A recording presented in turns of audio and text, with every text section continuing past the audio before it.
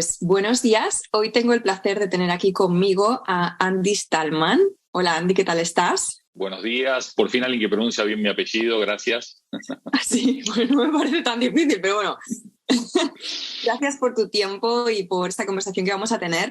Voy a empezar a presentarte por si hay alguien que no sabe quién eres. Y la verdad es que para mí es un placer tener a Andy conmigo. De hecho, es la segunda vez que lo tengo aquí conmigo. Siempre ha sido una persona muy cálida, muy accesible a pesar de su éxito y de su estatus profesional. Y esto es algo que siempre he valorado mucho de él. Entonces, Andy Stallman es considerado uno de los principales expertos en marcas del mundo. Tiene más de 25 años de experiencia y ha desarrollado proyectos en los 5 continentes. De hecho, es speaker internacional y es autor de libros como Brand of On y del libro Totem, que tengo aquí conmigo, además de cofundador y CEO de Totem Branding, de la agencia. Así que, de nuevo, muchas gracias por tu tiempo y por ayudarme a introducir el concepto, la idea de un buen branding a nuestros oyentes, porque son sobre todo pequeños empresarios, medianas empresas, etcétera, ¿vale? Mencionas en tu libro Totem que la marca es uno de los mejores activos de una empresa. Hay una frase que me llamó la atención porque, bueno, bien porque a lo mejor la encuentro irreverente o porque coincido con ella. Entonces mi pregunta ¿es la reputación de una marca lo más importante entonces de un negocio? Empezamos así fuerte, a tope. Mira, para mí, sin duda alguna, una marca que está bien gestionada, que está bien tratada, que está bien cuidada, puede transformarse en el activo más valioso de una organización a lo largo de los años, porque es el único activo que bien tratado, cuidado, mimado, es el único activo que en vez de depreciar su valor, aumenta su valor. Con lo cual, siempre digo que para mí cuidar y mimar una marca termina siendo una gran inversión y no un gasto. A partir de ahí, conectando con la segunda parte de tu pregunta, la reputación está íntimamente relacionada con 2 aspectos para mí súper importantes. El primero es la percepción que tu marca genera en las personas. Y el segundo, que en realidad es el más importante, es lo que tu marca hace, que es lo que genera esa percepción y por lo tanto lo que construye esa reputación. Entonces, al final, si queremos tener una claridad sobre qué da valor y vida a una marca, para mí el principal valor sobre una marca reside en el talento de las personas que dan vida a esa marca. Entonces, es importante aclarar que la marca no termina siendo un símbolo, un logotipo, una aplicación, sino que es las acciones de las personas que dan vida a esa marca y que por lo tanto le crean valor a lo largo de los años. Por lo tanto, entiendo que una buena marca requiere de consistencia. O sea, no es algo que haces una vez, contratas una agencia, haces el lanzamiento o el reposicionamiento y ya hemos hecho trabajo, check, y seguimos, sino que te pide de consistencia y sostener esa coherencia en el tiempo. Exactamente. Hoy se está dando una circunstancia que se viene repitiendo desde hace muchos años, que es que como muchos creen dicen, vaticinan que 2023 va a ser un año muy complicado económicamente, financieramente, etcétera. La reacción casi espontánea de muchísimas personas es recortar la inversión en la marca, en el marketing, la publicidad, en la comunicación. Y creo que esto es un error fundamental porque precisamente, como vos bien apuntás, la construcción de una marca se da todos los días, cada día. No es una campaña de marketing, no es una campaña publicitaria. La construcción de la marca se da cada día con cómo atendés el teléfono, cómo respondes un email, cómo interactúas con otras personas, qué tan puntual pagas tus facturas, cómo te relacionás con las otras personas que hacen parte de tu equipo, etcétera, etcétera, etcétera. La consistencia es fundamental, así como la constancia, ¿sí?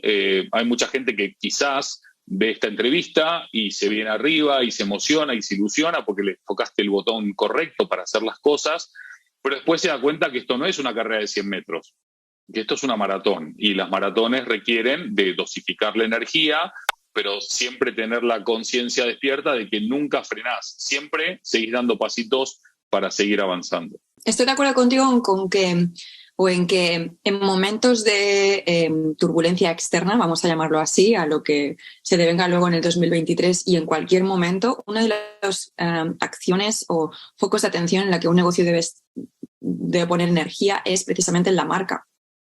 Es cuando más hay que reforzarla, la verdad. Solo por cerrar el círculo de esta reflexión que dijiste, si algo hemos aprendido en los últimos 50 años de crisis es que aquellas empresas que en tiempos complejos, ya sea de recesión, ya sea de crisis o de desaceleración económica, si en vez de dejar de invertir en la marca, mantienen la inversión o incluso incrementan la misma, son compañías que salen más fortalecidas de las crisis, que amplían su posicionamiento en el mercado, que mejoran su relacionamiento con clientes, proveedores y también empleados, y además mejoran su performance a futuro. Con lo cual, la reacción natural ante una crisis, que es cortar, no es la acción recomendada, pero ya no dicho por Laura o por Andy, sino por la propia historia. Dices también que, bueno, muy conectado con lo que estás diciendo, ¿no? De hecho, dices, el branding no es opcional, es inevitable. Y lo relaciono con lo que estabas diciendo de que las empresas, del tamaño que sea, recortan presupuesto en marca, en marketing. Yo creo que no terminan de entender la importancia del branding. ¿No tienes esta sensación de que es un poco agotador tener que...? Es que yo creo que el marketing no funciona porque tu branding no está trabajado. O sea, si tu estrategia de marca no está bien definida, ya puedes meterle presupuesto en Facebook Ads o lo que sea, en publicidad o en falcas de radio o en lo que sea, ¿me entiendes? Sí. Que no te va a funcionar. Indudablemente, como toda actividad que no ha tenido la amplificación o la resonancia que merecía, hay mucho desconocimiento. Yo hago una analogía con esto de la sostenibilidad. Vos hoy por hoy, en nuestro país, según diferentes estudios, prácticamente entre el 90 y el 95% de las personas dicen: yo estoy de acuerdo con la sostenibilidad, yo quiero ser sostenible. Bien, ahora la realidad es que menos del 3-4% actúan de manera sostenible. Por un lado, porque quizás no tienen ni idea de qué significa la sostenibilidad o cómo ser sostenible o cómo llevar adelante acciones sostenibles. Y con el branding yo creo que pasa un poco lo mismo. Nadie en su sano juicio podría no estar a favor de construir una marca, porque saben que todas las grandes compañías más exitosas del mundo, ya sea de tamaño pequeño, mediano o grande, tienen un común denominador, que es que tienen una gran marca detrás.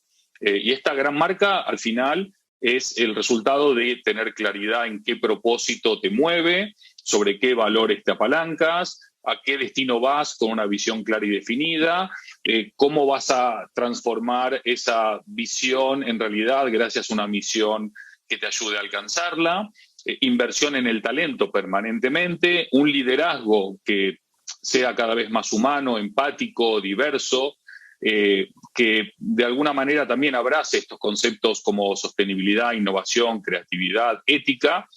Y no es un tema de tamaño, es un tema de creencia.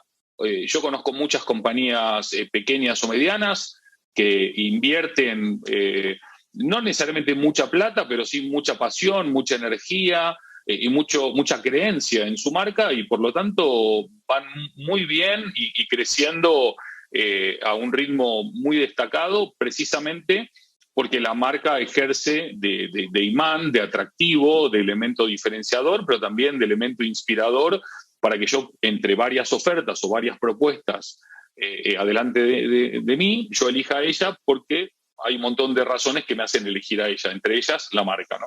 De hecho, me va muy bien que me digas esto, porque hay una parte del libro, voy a citarte algo que está en la página 18. Okay. Dices, los tótems modernos están en las ciudades, en el campo, en las calles, en la televisión, en las redes sociales, están por todos lados y tienen un nuevo nombre: marcas. En la ausencia notable de líderes y referentes, los tótems, es decir, las buenas marcas, han encontrado un esperado espacio en el vacío existencial de la sociedad posmoderna. Las tribus posmodernas, que somos nosotros, ya no solo siguen a las marcas, sino que se unen a ellas. Las marcas son los tótems en torno a los cuales nos juntamos para celebrar, para compartir, para disfrutar. Claro, entonces, de aquí me salen muchas preguntas. Entiendo que Es muy interesante lo que hablas de ese vacío existencial, ¿no? Y que cómo se han convertido las marcas en símbolos de la identidad de las personas, ¿no? Las buenas marcas, obviamente, y que compramos en función de nuestros valores, ¿no? Gastaré dinero en Patagonia porque versus, yo qué sé, North Face, porque Patagonia, ¿no? Ha hecho una clara apuesta en la sostenibilidad. O entra porque a lo mejor hace una clara apuesta al diseño y uno de mis valores es el diseño. Mi pregunta es, ¿puede todo negocio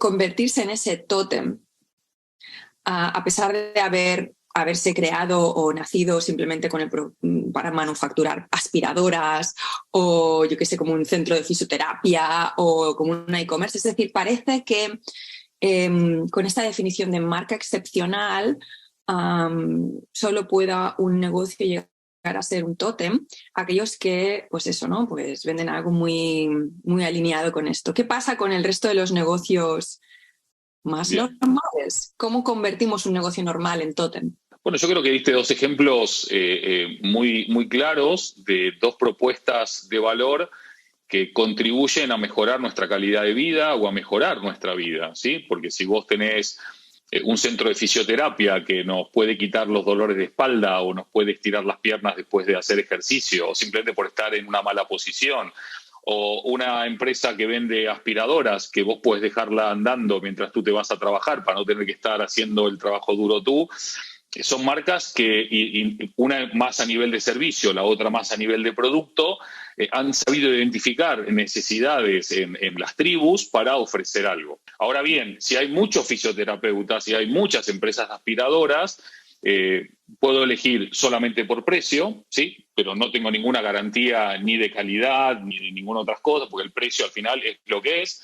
Pero si quiero elegir ya por otras cuestiones, como por ejemplo, cuáles son los valores sobre los cuales ellos se apalancan o se mueven, que si tenemos valores compartidos, ya ni que hablar, que me va a interesar mucho más acercarme a ellos. Si además sé que cuidan a su personal, si además sé que son responsables ya no solamente con el medio ambiente, sino con la sociedad también y con la economía, si además sé que tienen un liderazgo empático, humano, que inspira y que adora y que ama lo que hace, si además tengo una claridad de que no nacieron solamente con la vocación de ganar dinero, sino que de mejorar nuestra vida o de mejorar nuestra calidad de vida o de significar nuestra vida, voy sumando lo uno más lo otro, más lo otro, más lo otro, y al final, como resultado del mismo, si se vuelve trascendente para mi existencia, para mis necesidades y además me inspiran, yo dejo de ser un cliente para transformarme en un creyente. ¿Y por qué soy un creyente? Porque creo en su propuesta de valor, porque creo en su liderazgo, porque creo en su marca, porque creo en lo que hace, en cómo lo hace y en por qué lo hace. Ahora bien, es importante matizar que a diferencia de los antiguos creyentes de la antigüedad, 12.000 años atrás, cuando existían los tótems, ellos no tenían opción de elegir. Ellos eran ese tótem y del nacimiento a la muerte era ese tótem. Nosotros tenemos la fortuna de cada día poder reescribir nuestro contrato con cada uno de los tótems en los cuales creemos, o si nos fallan o nos engañan o faltan a nuestra confianza o a nuestra expectativa, poder ir a buscar otros. El tótem no tiene que ver con el tamaño, sino que tiene que ver con precisamente el compromiso, la propuesta de valor, el propósito, y no solamente tiene que ser una empresa. Hoy podés tener un equipo de fútbol que es un tótem, puedes tener un jugador de tenis que es un tótem, puedes tener un presidente que es un tótem o puedes tener una política que es un tótem. Obviamente es mucho más difícil esto último, pero no es descartable. Claro, entonces le pides, de alguna forma estamos hablando de que para que tu marca se convierta en ese símbolo, tiene que tener una vocación de servicio, de trascender el mero propósito económico, de impactar, de elevar la conciencia en la marca. Entonces, esto por un lado, que es un trabajo que tienen que hacer de sentarse y encontrar esos valores, ¿no? Esos, en el fondo me estás hablando de propósito y valores, entiendo. Y por el otro nos encontramos con marcas que vamos a hacerlo, pero caemos en el greenwashing o en el vamos a quedar bien, pero luego tiene sentido porque si realmente estoy pensando, o sea, creo que si realmente tiene que haber entre los valores y propósito que una empresa dice tener y lo que luego hace, o sea, tiene que haber esa acción. Y esa acción muchas veces le obligaría a intervenir en el modelo de negocio de muchas empresas. Por ejemplo, la industria textil, ¿no? La misma de automoción, ¿no? De decir, bueno, o sea, si realmente quieres ser coherente con estos valores, tienes que dejar de hacer diésel o empezar a hacer solo coches eléctricos o hacer una clara apuesta, ¿no? Digo yo, entonces nos encontramos con ese, digo greenwashing, pero hay washing en todos los sentidos. ¿Cómo lo tratas tú con tus clientes? Bueno, ¿Qué le dices con esto? Decía, hay una coherencia, no puede ser que tu modelo de negocio sea en realidad opuesto a estos valores que tú dices tener. Hay dos cosas. La primera es cuando vos ves una marca tótem, la marca tótem busca las relaciones por encima de las transacciones. Vos imaginate, si yo voy al fisioterapeuta, me abre la puerta y me dice, acuéstese, y me empieza a atender, y no me pregunta ni qué me pasa, ni cuál es mi dolor, ni quiere interesarse por mí, ni quiere saber nada. Yo soy una transacción al final y él tiene que cumplir una serie de pacientes por día y entonces yo no quiero volver ahí. Pero si voy a un fisioterapeuta que igual, en vez de atender 20 clientes por día, atiende 15 porque se toma el tiempo, se toma el trabajo de entender, de comprender, de ponerse en los pies, en los zapatos de su paciente, él está empezando a construir una relación. Y al final del día, si yo tengo un problema mañana, ¿a cuál de los dos voy a volver? Entonces, ahí es donde se empieza a construir valor. Uno piensa siempre en el corto plazo, en la inmediatez, en los KPI, de los cuales muchas veces muchas empresas son prisioneros, pero las relaciones bien construidas, consolidadas a partir de la confianza, la reciprocidad y el amor bien entendido, para mí son mucho mejor inversión que el corto plazo, la inmediatez y lo transaccional sin algo. En relación a lo segundo, nosotros trabajamos con muchas compañías que están haciendo el viaje de la transformación. Y es un viaje, en algunos casos, más veloz y en otros casos menos veloz. Yo muchas veces intento inspirar a los directorios en la línea de, si todavía no somos algo, no digamos que somos eso. Si estamos yendo hacia ahí, bueno, vayamos contando cuáles son las acciones que estamos tomando, por qué las estamos tomando y por qué es importante para la organización, para los miembros de la misma y para todo lo que se desprende de la misma organización. Llama proveedores, llama accionistas, llama asociados, llama colaboradores, llama ecosistema, llama medio ambiente o llama mundo. Hay mucho social washing, hay mucho meta washing ahora también, mucho greenwashing, porque al final del día hay mucha gente que no tiene claro lo que vos decías al comienzo de esta charla. ¿Qué tipo de marcas son? ¿Cuál es la marca que ellos representan? Y por qué es relevante esta marca para la vida de las personas. Y si esta marca tiene unos valores y no les estás dando vida porque estás eventualmente engañando o manipulando o faltando a la verdad, es una marca que no tiene recorrido en el tiempo. Vos podés engañar un rato a un poco de gente o mucho rato a un poco de gente, pero no podés engañar todo el tiempo a todo el mundo. Es imposible. Y más en esta era en donde demandamos los clientes, los consumidores, los usuarios, los ciudadanos, cada vez demandamos más transparencia, más honestidad, más ética, y no nos da lo mismo, afortunadamente no nos da lo mismo, porque esto al final del día va a terminar empujando u obligando a muchas compañías, aún en contra de su cuenta de resultados, a cambiar, porque si no dejarán de elegirla, dejarán de ir a trabajar, dejarán de comprarle y entonces desaparecerá. Al final el branding termina siendo bueno si es genuino y si es honesto y si es auténtico y si es transparente. Lo demás no es branding, lo demás es engaño. Totalmente. De hecho, me está respondiendo todas las preguntas que tenía aquí preparadas. Lo siento. Acabó la entrevista. Chao. Porque, de hecho, hablas de esto. En el libro hablas mucho de hecho, del factor humano, de las relaciones, de la sostenibilidad, ¿no? Y quería preguntarte, bueno, porque yo lo veo así también, ¿no? Pero un poco para abrir la conversación, ¿no? De si solo las empresas que tienen estos valores, especialmente el de la sostenibilidad, de la responsabilidad, etcétera, son las que van a tener futuro, pero me estás viniendo a decir que sí. O sea, a medio o largo plazo, sobre todo con las nuevas generaciones que están viniendo, ¿no? Es decir, quienes se van a comer con patatas la crisis climática o todo lo que sea, ¿no? Entonces van a realmente elegir desde estos valores. Así que creo que no tienen escapatoria las empresas pequeñas o grandes que crean que pueden librarse del trabajo de hacer un buen branding. Sí, yo creo que hay muchas otras crisis mucho más cercanas que la crisis climática, ¿no? Ahora yo la siento encima, ¿eh? La climática, yo la siento ya encima, ¿eh? Que la climática, que yo la siento, lo estoy viviendo. No, sin duda. Hay gente que dice, estamos en noviembre con 20 grados y estoy feliz. Hay gente que dice, es el fin del mundo, el apocalipsis. Hay dos cosas. Cuando escribí mi libro Humanofón, hace ya muchísimo tiempo, una de las cosas que encontré es que, ahora no me acuerdo de memoria porque ya fue mucho tiempo, pero creo que en el Mesozoico, que fue hace no sé cuántos miles de años, se dio una circunstancia, ¿sí? Aumentó la temperatura media del planeta, aumentaron los niveles de los océanos, empezaron a derretirse parte de los polos, y sigo el listado que básicamente es lo que están diciendo que está pasando ahora.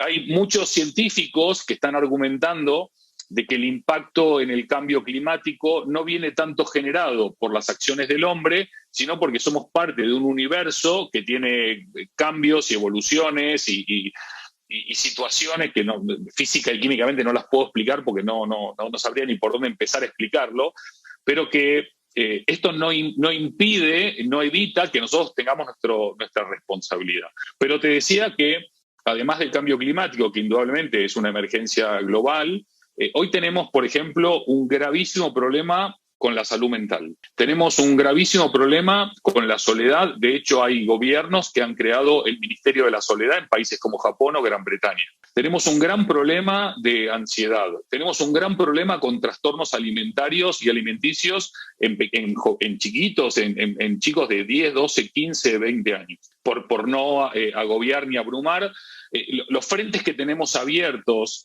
a nivel social y emocional y cultural son muy grandes, son muy desafiantes, y una de las cosas que le estamos de alguna manera exigiendo, demandando a las marcas, aunque no les corresponde a ellas, porque para eso hay un Estado, para eso hay una infraestructura, ¿no? Hay una administración que debería ocupar el rol que debe ocupar, pero le estamos demandando a las marcas que por lo menos contribuyan en la medida de lo posible en algunas de estas cuestiones, ya sea un tema de género, ya sea un tema de salud mental, ya sea un tema de conciliación, lo que tú quieras. Y ahí es donde realmente las marcas se muestran como son. Están aquellas que te dicen, no es mi problema, no me ocupo de nada, lo único que me interesa a mí es ganar dinero.